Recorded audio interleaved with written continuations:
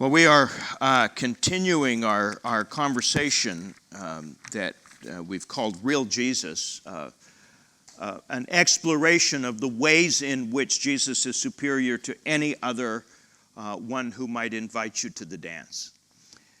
And so today Darren has been, over the last couple of weeks, talking about how the kingdom of God comes in and through the life of Jesus. It was his primary message. It was the gospel that Jesus preached, while it included things like personal salvation through faith in Christ through his death on the cross. That's just kind of the center of a massive circumference of the kingdom's coming. It's not for many of us, at least theologically, a point of entry, but it can't be the only thing that we say is the gospel. That is, in fact, not really the gospel even that Jesus himself proclaimed. That the gospel that Jesus proclaimed is that God was on the move, and that the kingdom was coming, and that God was going to work to restore all things. And that is the good news that we enter into and participate in. So this inevitable awareness of the overlap that we live in. We live now with a couple of options available to us. We can live, Jesus says, with attention paid to the kingdom of Mammon, the kingdom of the material world, or we can live with attention paid to the kingdom of God and his righteousness. If we attempt to live in both kingdoms at the same time, Jesus said, we will inevitably be anxious and worried and afraid most of the time. We will be torn apart. But if we seek first God and his kingdom, all of our needs in the material world, God knows that what we need and the nature of our being. If we attempt to live primarily in the kingdom of Mammon, we will suffer the outcomes of the kingdom of Mammon. So Jesus said, let's invest the treasure of our time and our resource and our attention in the kingdom that is come and is coming. Does that make sense? So we'll continue to talk about that over the next couple of weeks. But I want today to answer the question, if the kingdom has come, who's eligible for entry? For whom is the kingdom good news?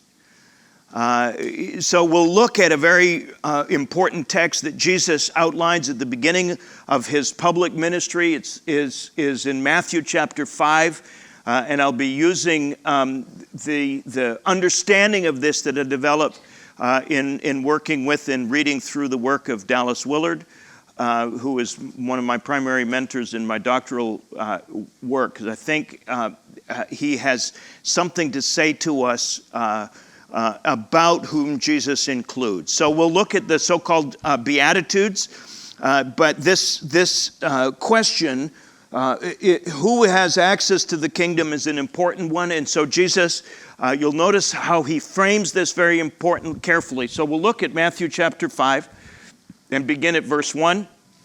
When Jesus saw the crowds gathering, he went up on a mountainside and sat down. His disciples then came to him, and he began to teach them. He said, "Blessed are the poor in spirit, for theirs is the kingdom of the heavens. Blessed are those who mourn, for they will be comforted. Blessed are the meek, for they will inherit the earth. Blessed are those who hunger and thirst for righteousness, for they will be filled. Blessed are the merciful, for they will be shown mercy. Blessed are the pure in heart, for they will see God. Blessed are the peacemakers, for they will be called the children of God. Blessed are those who are persecuted because of righteousness, for theirs is the kingdom of the heavens. Blessed are you when people insult you, persecute you, falsely say all kinds of evil against you because of me. Rejoice and be glad, because great is your reward in the heavens. In the same way, they persecuted the prophets who were before you. Now you are the salt of the earth. But if the salt loses its saltiness, how can it be made salty again? It's no good for anything except to be thrown out and trampled underfoot. You are the light of the world. A town built on a hill cannot be hidden. Neither do people light a lamp and put it under a bowl. Instead, they put it on a stand, and it gives light to everyone in the house. In the same way, let your light shine before others, that they may see your good deeds and glorify your Father in the heavens. So you'll have noticed, by the way, you probably don't need to say this, but you'll have noticed that I've pluralized each of the occasions in which the word heaven occurs. That's deliberate, and it echoes what Matthew is doing. Matthew almost always has heavens, not heaven. And he does that, I think, very deliberately, playing to a Jewish understanding of the universe to whom he is primarily writing, that the heavens include both, number one, where God resides and the angels, number two, sun, moon, stars, universe, but then number three, the space around our ears, our atmosphere. All three heavens are the places of God's dominion. So at the end, when Jesus will say, all authority in the heavens and on earth has been given to me, he's saying any place authority can be properly understood, it's been given to me. So this is an important understanding as we think through now what he's calling us to here. This list, he begins with, well, let's just go back and walk through it. As we think through the heavens, go back to verse 1 with me if you would. When Jesus saw the crowds gathering, so he began, and this again, like I said, is his first public speech, if you will. He went up on a mountain, and now he is beginning to teach his disciples. Please notice, not the multitudes per se, but the disciples. So he is answering, I think, this core question: for whom is this kingdom good news? Who receives this as good news? And usually when we work through the Beatitudes, we think of them as conditions of blessing. If you do this, then you will be blessed. But I think what Jesus is doing, given this audience to whom he is speaking, this first century audience, and remember, Matthew's gospel was written to somebody. So we have to look at it at least these two levels. First of all, how did the audience that Jesus was speaking to, his disciples, hear this? And then how did Matthew's audience hear this? And that then is the framework of our understanding. And instead then of trying to project 21st century values back on these phrases, making them conditions of blessing, making them conditions of the receiving of the heavens, we want to hear how that first century audience would have heard it. And I think when we do that, we'll probably hear this in slightly different ways. So let's look at the next verse. He said, first of all, when we're considering who is eligible for the kingdom, for whom this is good news, let's consider those who are poor in spirit, because theirs is the kingdom of the heavens. Now, we have often heard this to mean people who are humble or who recognize their spiritual poverty. When Luke actually quotes Jesus on this, he just says, blessed are the poor, for theirs is the kingdom of the heavens.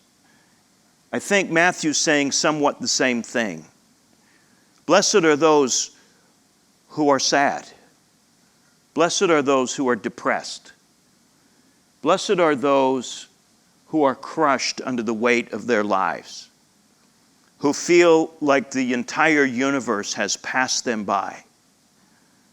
Blessed are those, because the kingdom is available for them. The reason I want you to start to think about this way is that we have often thought that when the kingdom comes, it comes to the eligible. That is, those who show promise. I had a student this past week preach the sermon on the call of the disciples. Peter, James, John, Andrew.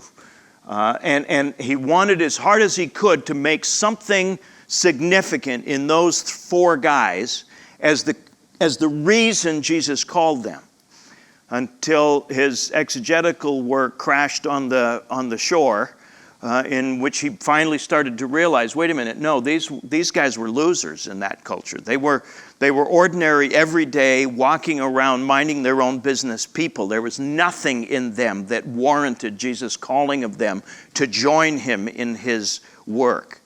That's what we're after here. This is not something that anybody wants to be, poor in spirit. But the fact is, this is the way some of us are. And Jesus wants us to know, first of all, you're still available. The kingdom is still available to you. You don't have to get your act together in order for the kingdom to be available to you. Do you see what he's doing here? He's taking the bar of access to the kingdom and lowering it 8 times until finally, when he's done, the bar for access to the kingdom is on the ground. Anybody can receive the kingdom as good news, including those who are clinically depressed, including those who feel that they have been passed by. Are you getting where we're going here? So he then goes on and says, blessed are those who mourn. Who are those who mourn? This week we have a whole range of answers to that question. People who mourn are those who have suffered catastrophic loss, who have suffered the loss of a loved one. When Matthew's gospel is written, it's written to a church in part undergoing persecution, in part having theologians explain the losses they have experienced as a result of the judgment of God. God is angry at you for abandoning Judaism and embracing the gospel of Jesus Christ. Therefore, you have lost your loved ones. It's proof of God's displeasure. And Jesus says, no.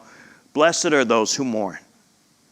Blessed are those who have suffered the loss of loved ones. That loss is not proof of God's abandonment. In fact, even those who mourn will be comforted by a God who knows something about loss. Blessed are those who are meek.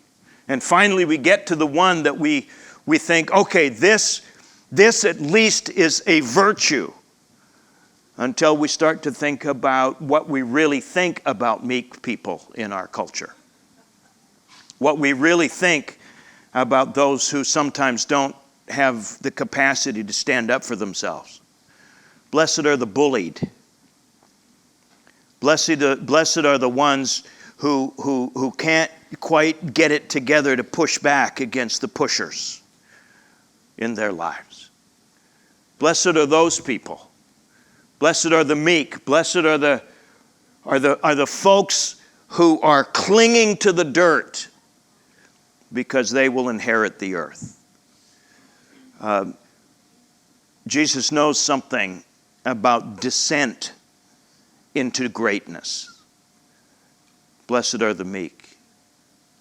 Then he says, blessed are those who hunger and thirst for righteousness. And once again, this has become, for us at least, a bit of a poster. Blessed are those who are hungering and thirsting for righteousness, until we start to think, who is it that hungers and thirsts for righteousness?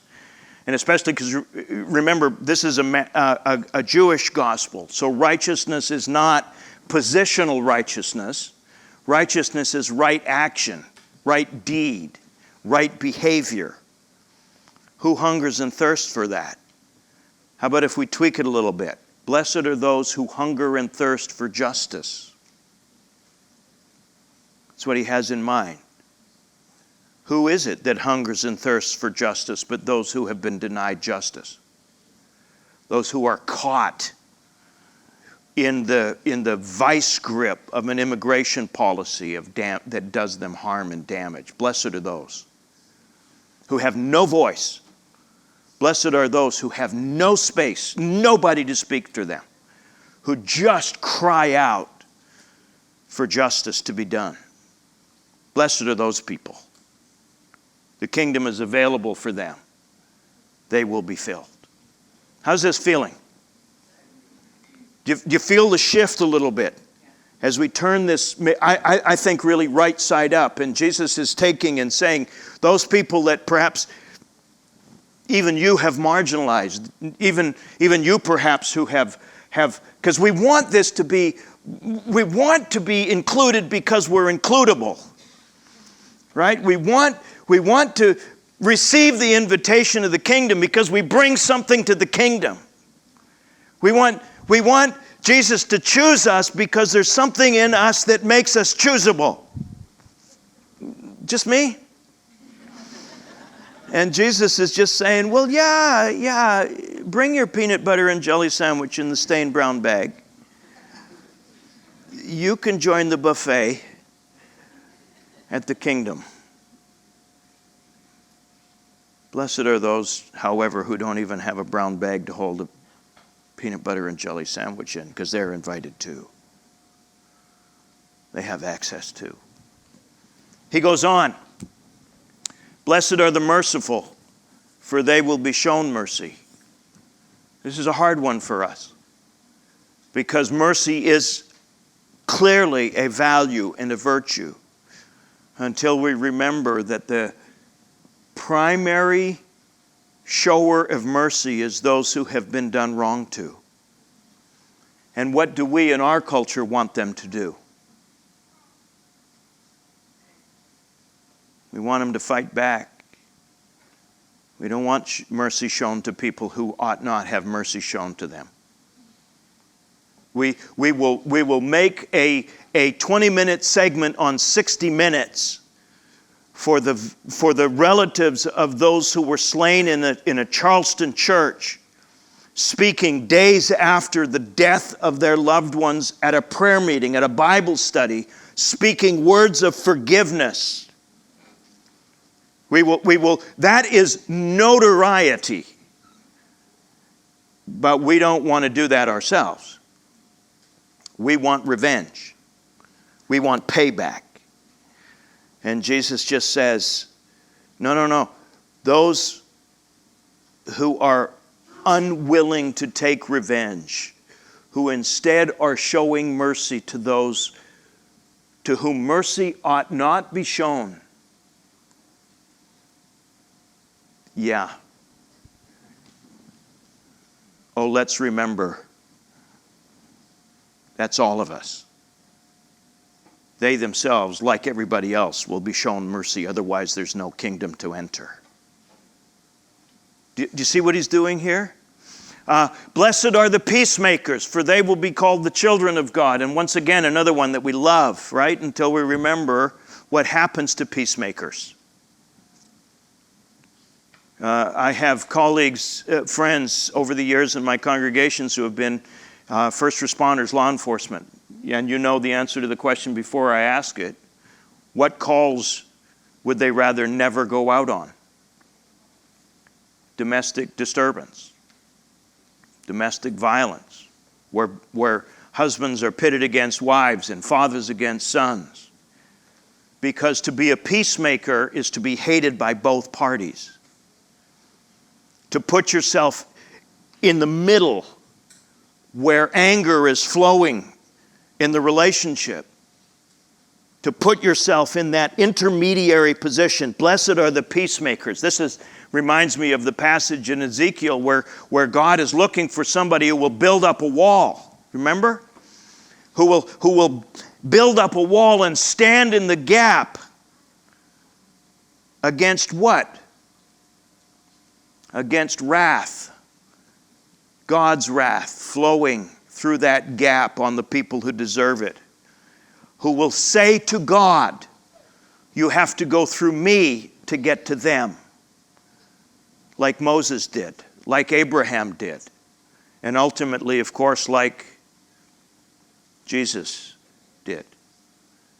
Blessed are the peacemakers. Blessed are those who stand in the gap. Blessed are those who carry the weight of a world that deserves judgment and pleads with God instead for shalom. Who stands in the gap. Blessed are those people, because they will be called the children of God. Like the Son of God is a peacemaker, paying the price of peace in his own body. Ephesians walks us through this understanding.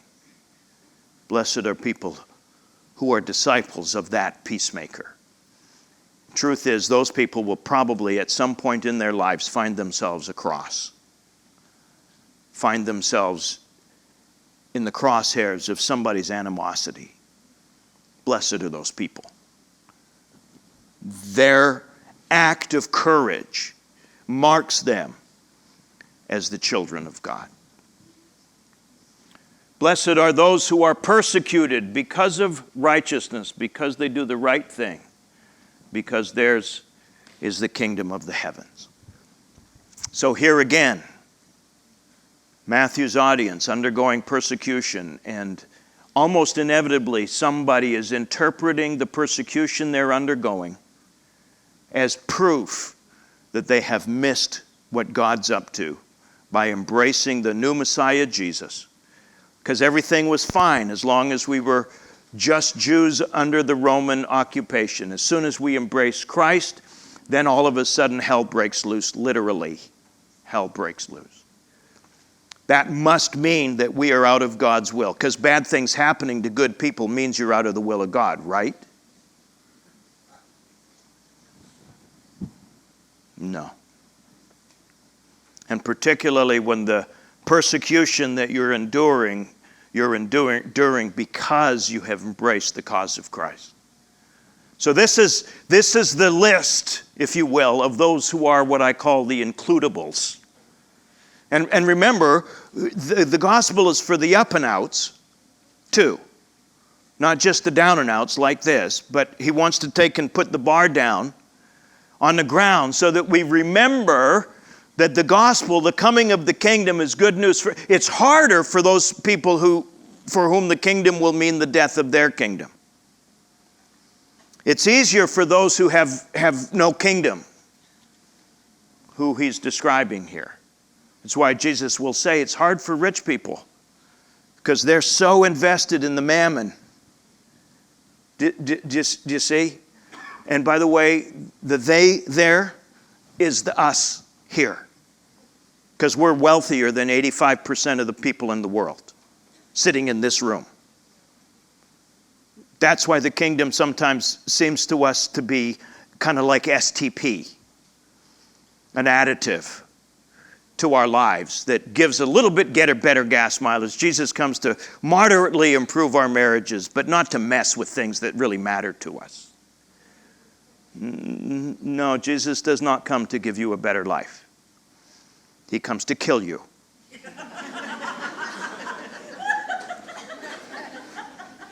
You did get your invitation. It included BYOC.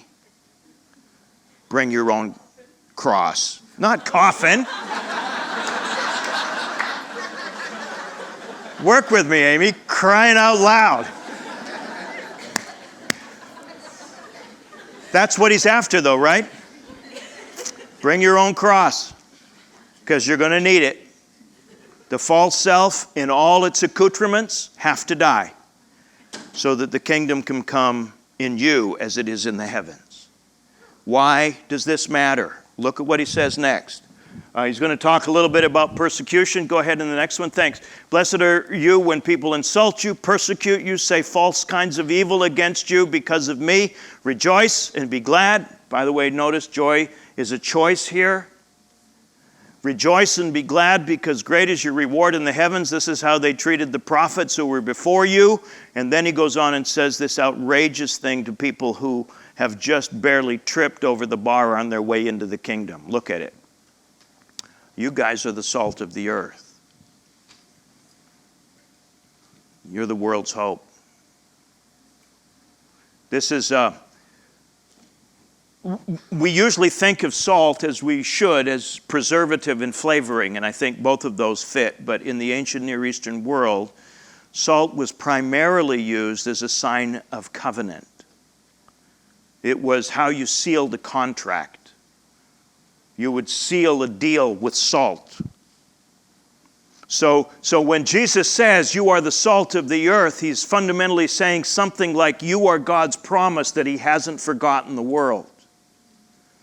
Your presence in the world, your presence at your place of employment, your presence in your home, in your neighborhood, right? The way you manage the stuff that happens to everybody else, the way you are doing that, perhaps differently than everybody else, is a sign that God's still on the move, that He still loves this place. You're the salt of the world. If you lose that distinctiveness, he says, what can we do about that?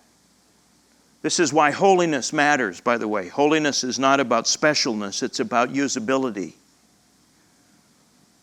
If salt doesn't preserve, if it doesn't season, if it doesn't seal the deal, if it isn't a promise of presence, then what use is it? So he invites us as a result of that invitation to partner with him now in saving the world. And then he gets really outrageous. Look at the next one. You are the light of the world. Anybody feel a little intimidated by that? Especially those of us who just tripped over the bar on the way in. It's like, really? Us? Who are grieving? Us? Who are pure in heart? I didn't talk about that one. That's the most difficult one for us. Blessed are the simple-minded. Blessed are the Downs kids. Blessed are those who can't hold two thoughts together at the same time. They're usable too. I just got to say, if the kingdom isn't good news to even that category of person, the mentally ill, it's not good news to anybody. If those people can't be disciples, none of us can. Do you see? This is why I just love Jesus so much. He's an equal opportunity Savior. Y'all come. No, really. Y'all come. It's available for you. Now that you're in, we got work to do. We got to save this world. You're the light of the world. So don't hide. Don't gather in your Christian cloistered clusters, your happy, holy huddles. Right? Because we want to get this light where? A city set on a hill. In this world that we are living in today, tomorrow when you go to work, I'm guessing that one or two conversations might be had about the events of the tail end of last week. Will you be a light to the world that is terrified, that is planning on selling everything and moving to Idaho and buying shotguns and AK-47s and cans of chicken noodle soup? I don't know why it's always chicken noodle soup, but maybe, anyway. Sorry. I'm channeling something else. But doesn't the world need us now more than ever before? Now, what do I do if I'm afraid? Okay, that's all right. You pray your fear and you ask for courage, which is how fearful people respond to fear, fueled by love and joy. What if I'm angry? That's all right. Pray your anger. Trust God with the outcomes. In the meantime, love and joy enables us to choose response rather than reaction. What if I'm sad? There's going to be somebody at work who is sad like you. Pray your sadness. But let love and joy keep hope alive. You see what he's up to here? He's inviting us in the middle of this terrified, terror-stricken world to be citizens of the kingdom that has come and is coming, to model in large and small ways that there is another way, that God is on the move. There is a way of courage and compassion. There is a way of love and presence and involvement and righteousness and persistence. We will not give up. We will not be cowed. We will not resist by the means of this world. We instead will be citizens of the kingdom that has come and is coming. We will be those people. So Jesus says, guys, suit up. Nobody gets to bench yourself. This is an all play. The bench is cleared. We're going for the gold. And the gold exists in the form of that little boy and that little girl who is cowering in fear, who just needs somebody to say, don't be afraid. That's what it means for us to be salt and light.